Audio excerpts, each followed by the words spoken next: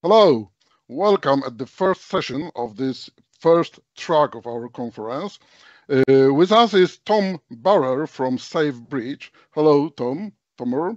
I will give you a floor. Yes, we are late right now, so let's start. Hi, Hakon. I'm thrilled to able to share my speak. Welcome to the talk, OopsSec, the bad, the worse, and the ugly of APT's operation security. First, I will introduce myself. I'm Tomer Bar. I'm the VP of Security Research at SafeBridge. And SafeBridge actually presented 8 talks at Black Hat USA in the last 5 years, total of 10 talks and 9 DEF CON talks. I have 20 years of experience in security research. My main focus is on APT and vulnerability research, and I presented at many global security conferences. This year, I presented 3 talks at Black Hat USA and DEF CON. So let's begin. So I will start with describing the research assumption and approach. Then I will describe the operation security of several APT threat actors and continue with the example of large-scale cybercrime threat actor, time permitting, and then we'll have some conclusions. So every research starts with assumptions. Let's describe them. The first assumption, and the most important one, is that advanced threat actor is not necessarily the same as strong operation security. Okay? And the second one is that some threat actors are actually lazy and they will feel comfortable even after a research report was already published about their activities. And last, it will be a good idea to study them in their backyards in order to understand their plans, targets, damage control, and so on. And this is the OopsSec meter I built for comparing different threat actor operation security mistakes. And the grade is from 0 bad points to 100 bad points. You don't want to be 100 if you are the threat actor. And there are 10 categories. Each category can give maximum of 10 maximum points. And the category measure how much data we can gather on the victims, attribute the victim's attacker identity, and how much we can influence their campaigns. So we'll use it later. Let's begin with the technical stuff. Our first threat actor is located on the Gaza Strip, and it's been active more than a decade, since 2012, attacking both Windows and Android targets, but the focus in the recent years is on Android targets. So you can see on the screen the virus total sample, the names, and the date, which is 2012. 6 years ago, in 2017, it was first discovered. The threat actor has self-developed a web panel with a 2-factor authentication login, but there was a problem there was a bug. If you navigate directly to the inner pages of this app without going to the login page, you can get full access to the system with no authentication required. On the right, you can see it's blurred intentionally, the exfiltrated keylogs of the victim, and I translate it using Google Translate. It was in Arabic, and they call it record management system. But 2017 is not interesting, so quantum leap to nowadays, the threat actor is still active, is masquerading as a Google Play app, and the malware was uploaded from Gaza by one of the victims or by one of the attackers for testing purposes. We don't know for sure. And what we know for sure is that the certificate was signed in Gaza, so it's implied the threat actor is from Gaza. The malware itself has plenty of collection capabilities: SMS, call log, contacts, record, audio. So if my phone was infected, they can hear me talking right now. But the most important thing is that the exfiltration is done via HTTP post request. And I ask myself, what will happen if I will take this post request that you can see on the upper right and just do a GET request instead. So just copy and paste it to the browser and click enter. And guess what? After I did it, I got the DB password and the username of the database, backend database of the C2 server. So it's incredible, right? Incredible mistake, unbelievable. And also other data, as you can see here. So I thought to myself, is it like a one-time mistake? And all C2 server were vulnerable. Here are the credentials of the Windows C2 server. And it's a real server. You can see it's located on Gaza. You can see the URL and the DB password. So on 2017, the first stage malware code download the second step malware named ddd.zip, so 3 times D, from the C2 server pal4u.net. And the name of the folder, as you can see on the left, was 5 times the letter Z. So on 2022, and also now, a subdomain of the same domain was used, app.pal4u.net, and I just tried to guess. So I tried AAA because of the DDD, BBB, and CCC. And the third attempt, like in the movies, you can see that the server was not configured right, and it was opendir. So it means that we can see all the files in the directory. And guess what? All of the files are the entire victim exfiltrated data sorted by date. So it's a zip file. It can be downloaded. So this is exactly what I did. And I got around 8,000 Android victim sensitive data. I was able to map most of them. And most of them were in the Middle Eastern countries. Almost 500 compressed megabyte average exfiltrated size per day. And my estimate is that the total size of exfiltrated data is above 3 terabytes. Another OopsSec mistake that they did in other servers is the opendirs. This is a second server that had the same mistake. Let's check if this is also just a one-time mistake. I used VirusTotal by Google, VirusTotal graph. You can expand the graph and like pivot from any IOC, from a file, from a URL, IP, and so on. So you can see that this is a very large infrastructure. And one of the server on the right was called Tawaji or something like this. It's a subdomain of the same server, pal4u.net from 2017. And it was also opendir, but this time there was a double mistake because most of the server side, which was, it's not a self-developed server anymore. They learned from the mistake. They used the Laravel backend, the PHP backend server, which is very common, but it was misconfigured. And they also probably zipped all the backend code, uploaded to the C2 server, expand it, but then forgot to delete the zip file. And this is how I was able to get all the backend code, because you cannot download the PHP script, which is a server-side script, from the browser, but zip files are downloadable. So they are still active using the same pal4u.net nowadays, even today. They just moved, after I presented it in several conferences, from app pal4u to I2C pal4u. How much does it cost to like buy a new domain, purchase a new domain? Like $2, $5 a year. They didn't do that, but they moved the server from Gaza Strip to Amsterdam, and the IP was changed. It's still active. If you will do this post request to the types URL, you will get all of the extensions that the C2 server support as an exfiltrated data. And if you use the key API and provide the MAC, which is the machine account, and the app ID, I didn't know what to provide, so I just provided one for both, and I get key successfully. But when I omit the MAC and app ID, I trigger an error, an exception, and the server is not configured well. So I got all of the stack trace, and guess what?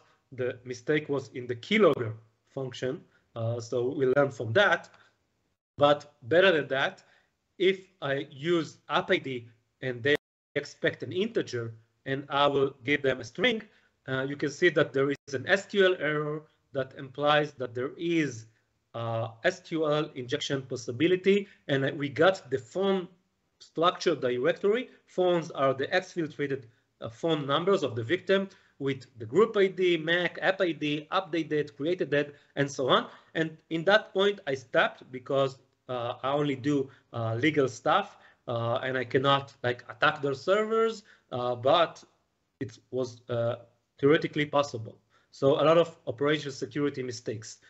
Finally, let's speak about the CCC opendir directory with all the exfiltrated data. So they fixed the CCC opendir.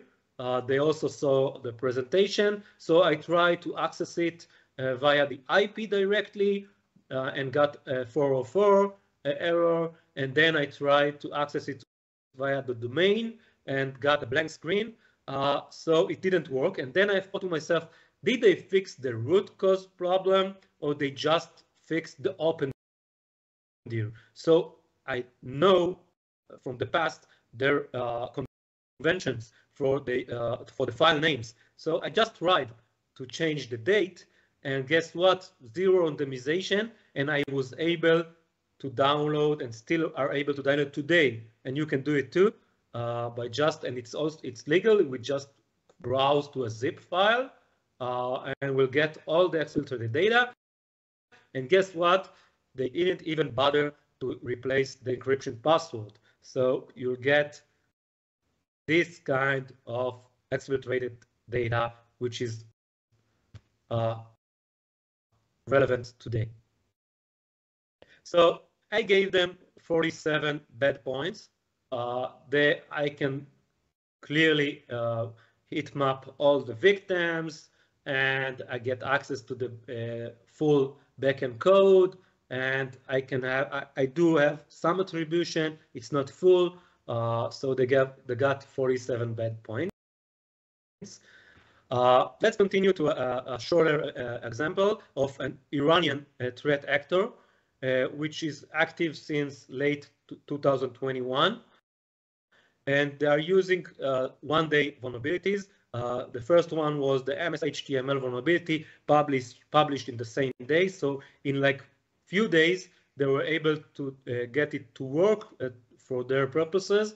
And they infected Farsi-speaking victims with a PowerShell shell tool. It was a new tool, self-developed one, which was very tiny. It was like 60 or 50 lines of PowerShell code, but it was very powerful and get a lot of information gathering. And this threat actor also used phishing campaigns for collecting Gmail and Instagram credentials. And they also did the same mistake. I want to repeat it. They opendir, they did upload zip files of the entire backbone. So I downloaded it. And this time it was not a PHP, it was Microsoft-based backend code, ASPX. And we can see that it is vulnerable to write where what vulnerabilities, because they did several mistakes. First of all file types are allowed. So you can upload theoretically an ASPX vector. And there was also use of vulnerable function with the combine, with .NET Combine, which is vulnerable to directory traversal, and then you can choose where to put the ASPX vector, and then you can browse to it via HTTP. I didn't do it, but I did it on lab machines, and it worked. So remote code execution on their C2 servers. Their phishing were not in a better condition. They stored the stolen credential in a clear text file. As you can see on the right, the name is out.txt in the root directory of the C2 server. And even their backend code is available for download, not just by OpenDIR. It was actually available for download just by browsing to it. And they implement a new technique of browser automation for phishing two-factor authentication of Apple iCloud. So I contacted Apple, gave them all of this data, and they said it's new. And the check function on the left checks and logs the credential in clear text. As if you can see, it's a little bit small, to the out.txt file. And I was able to get all of the data there. Another example is also Iranian threat actor. Checkpoint first published about it. They call it Rampant Kitten. And they were focused on phishing Telegram credentials of target which the Iranian Islamic regime sees as a threat. I did parallel research and found different stuff that were not published. And the FTP, this malware exfiltrate data using FTP.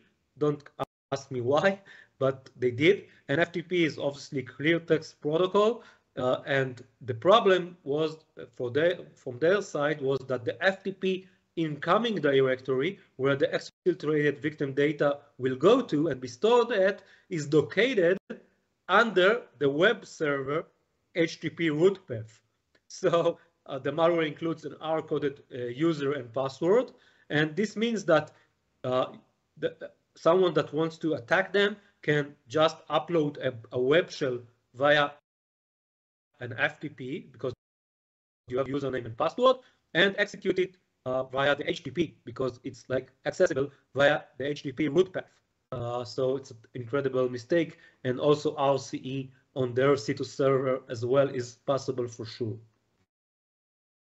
I also found that this threat actor also used phishing and also did the same mistake. It's a different threat actor, but used the same mistake and store the credential in clear text to a downloadable location.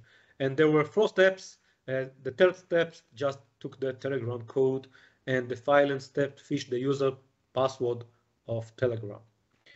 I also found that their code was downloadable as well. And after decompiling it, because it's a .NET code, we got the email addresses of the attacker because they also exfiltrated the data as a backup to a Gmail account. So we also have their credential as well. Didn't use it because it's not legal, but I could.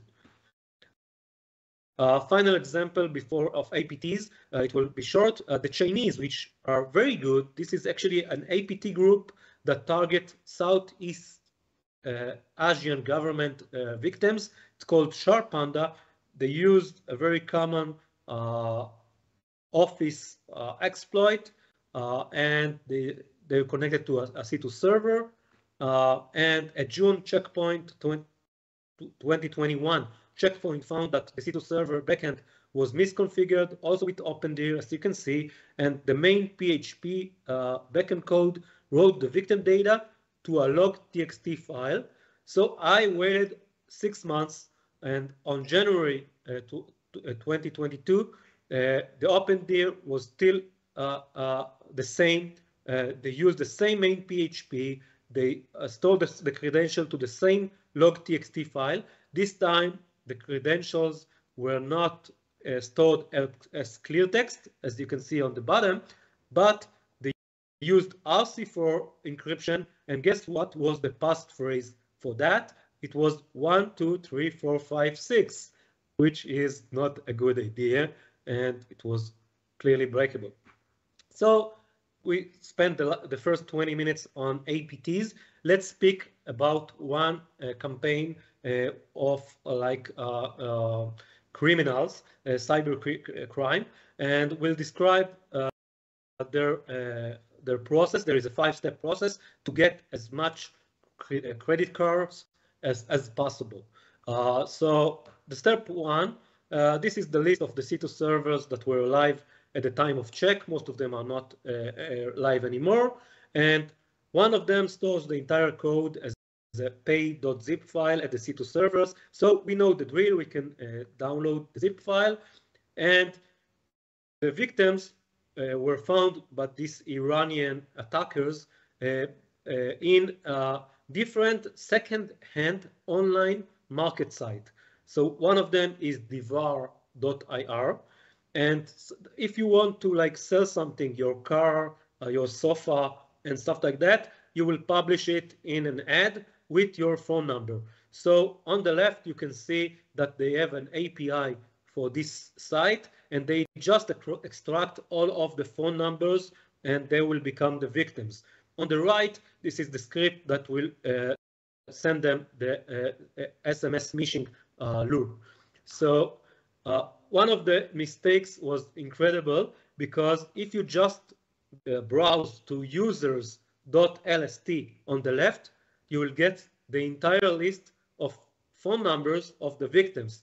But even better than that, the C2 server was a Linux-based server, and if you just browse to the .bash history URL, you will get all of the commands the attackers are typing on the C2 server in real time. So you know what? It's even surprised me. I laughed so much when I saw that. I hope you're also laughing right now. And I found plenty of smishing lure threats, arrest in 72 hours threat, COVID-19 payments, and even dating site. And when the victim tries to chat, he will be threatened to pay, or his detail will be sent to the government, and is redirected to a payment part of the site. And the sites are, of course, opened here, as you can see on the top right. And the payment allegedly can only be done via an Android app that is downloaded when the victim files when the victim fills his details, sorry, and you can see it on the bottom left. And this is a dual attack. So they spy on the SMS via this malware to get the two-factor authentication codes, and then redirects to the payments on the attacker's fake site to phish their victims' credit cards. So when I decompile the Android malware, we can see that the resource files hold the phishing URL page start with 212, the IP. So this is the PHP page that uploads the victim SMSs, and the exfiltrated SMSs are textual, predictable, and downloadable because they used a fixed file called lydiateam.txt. Please remember that because we'll use it later. And we can also see that the incoming SMS messages, in this case, 60 phishing messages were sent to the same victim until they got what they want. And this is the fake payment site. And if you can see that the real address in black is the IP address, but they just placed an image under that of HTTPS green with the lock, and this is for a real site, so someone will misunderstand it and will be confused and think it's the real site. And they also have a counter to count you. You have only 9 minutes left. If you won't pay, will charge you for more. And they don't ask for a lot. They just ask for less than $1, but they just want your credit card. They don't want the dollar, right? So they will get your credit cards. They will also get your credential. And if you can see, it's a little bit blurry, but the PHP had a misspelling, and it said new card received with a mistake, or a typo mistake, and we'll use it also later on. So user credentials are also gathered. I will skip it to have some time, and they send their the credentials also to a Telegram group. So I try to query those Telegram group, and they had 3 groups: SMSs, data, and card. So it's self-explanatory, and I used the Telegram Open API get chat with their chat ID that I got from the PHP code, and there was an invite link, as you can see in blue. So I just clicked the invite link, and we got the Telegram group was misconfigured, and we got all of the members or hackers even without joining the group, before I even press the invite link. So you can see the attackers, and then I use, and you can see that the permissions are, we can invite anyone, we can pin messages, and all members are administrators. Thank you, but without access to the messages themselves. And then I try to join with my real name to both groups, and you can see that I become one of them. So I'm Israeli, I use my real name, they are Iranian, and I stay there for a couple of months before they kick me up, but still with no access to the messages. But the crowd group was not private, and all data was accessible, so I started to get some of the messages. But then I found the So Good Telegram group. This is their name, but it was so good because I was able to get all of the messages without even the need to join the group. And one of the attacker on the right, Patrick, his nickname is Baba Zoro, and we will use it soon. So I can access all of the messages on the left. They are like speaking with each other about one of the C2 server is blocked by Google. We can see the actual credit card numbers exfiltrated, all of their tools, backend code, and even voice messages between the hackers. I then expand and pivot and found amazing number of C2 servers, hundreds of malware, and I was curious how those hackers, 10, 15 hackers, were able to do so much activity. So I try to understand that, and I found that those Telegram group were just the tip of the iceberg. And a simple Google search reveals that Lydia team, which was used as a file name for the exfiltrated SMS data, is a user active in the Professor Phishing Telegram group, which include 15,000 members, right? And searching for new card received with a typo in Google, as seen before, returned the Zalem phishing group, and the result even include a stolen credit card, which is indexed in Google. So it's amazing, right? And when I search for the Zalem phishing group, their administrator is Baba Zoro, one of our attackers, and they have 30,000 members. So we are getting close to the top of the pyramid. And I found many Iranian phishing groups, some with few members and up to 80,000 members. The large group are usually used for changing or selling phishing kits and selling the victim's data. But I was able also to log into any of the groups, even the small one, which are very intimate, where the attackers speak about their targets and tools and so on. And decompiling the malware, I found the Lydia text class on the right. I will do it quickly. And another mistake that they did, so usually C2 servers are URL are randomized, so you won't be able to guess the exfiltrated data location. And when I decompiled the malware itself, I found out that they did a randomization on the name on the client side. So they used 5-digit URL 11111 to 99999. And this is not good. So I imagine and estimated that if they are doing their own randomization at the client side, they won't do it on the server side. And I was right. I developed a simple tool to download all the exfiltrated files. I will skip that. And let's speak a little bit about attribution. So they did a second an additional mistake, a very crucial one, and they infected one of their machines in order for testing, and I got their SMSs. So one of the SMSs is conferring a new registered domain, and sanairan.xyz was a C2 server, so I knew that the one that get it is the admin of this C2, and his name is Amin Ranjabar. And Here we can see that the attacker account number in the National Bank of Iran, because I got all of the SMSs, and his phone numbers and full address. And I also found that these attackers offer hacking services using the same phone number. So we have a cross and it's a real phone number.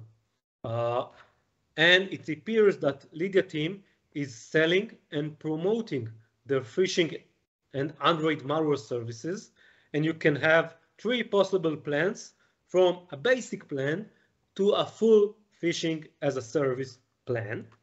And they offer dozens of phishing kits for customers. For example, Instagram account phishing, and on the right it's a list I generated of all the sites they duplicated and used as a phishing lure and sell them. And then I understand how they were able to do so much activities using so little manpower, because they use a pyramid structure.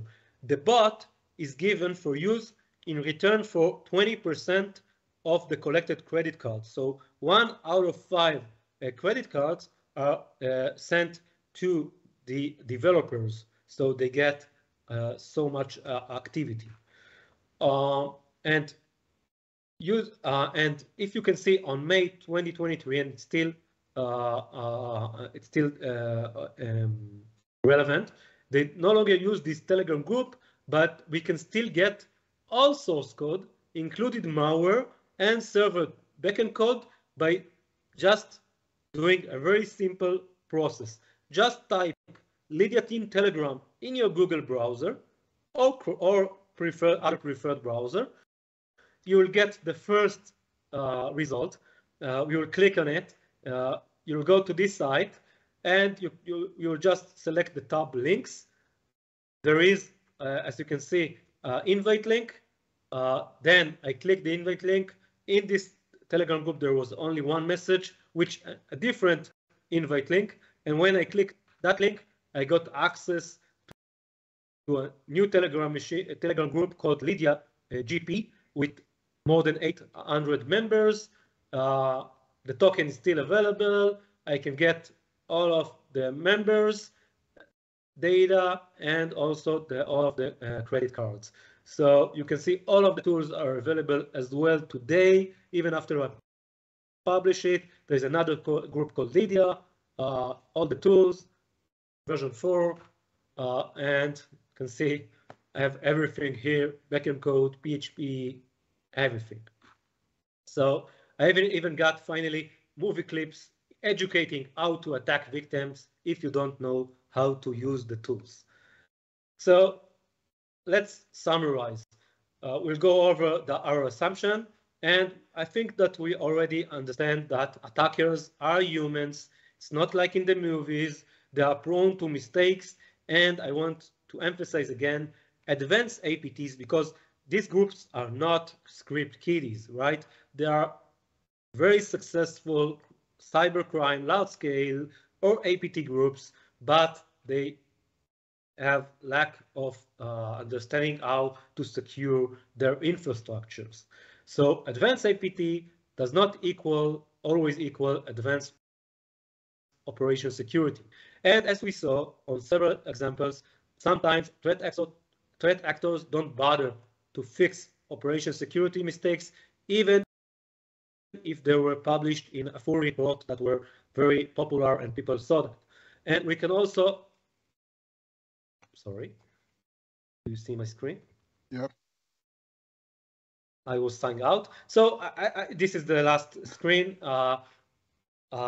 You can see that we can learn a lot from learning on the backyards of C2 server, because usually when there is a breach, blue team, purple team are focused mostly on their enterprise to understand what happened. But we saw that we can understand what was happened on the attacker's side, to do damage control, to see if it's a targeted attack or if it's like we just happened to be in the victims list, and what were the techniques, how to block them for future attacks, and so on. So I truly recommend to use it only in legal measures, not encouraging anyone to break the law. And finally, my last recommendation, I found the same mistakes that I demonstrate here in more than 10 million legit sites of corporates, of private companies, of users. So please, we say, go hack yourself. Try to go to your server, see if it's open there, see if you have the same mistakes, and fix them before someone, which is not ethical hacker like me, will take advantage of your mistakes. So thank you very much. I was happy to share my knowledge. Thank you. Thank you, Tomer. Thank you for your very, very interesting presentation. We have no questions for our audience. And one more kind reminder for viewers, please make sure to leave a rating and share your feedback. And Tomer, thank you very much. And I hope see you in the future. Thank you. Thank you, Polan. Thank you, Alexander.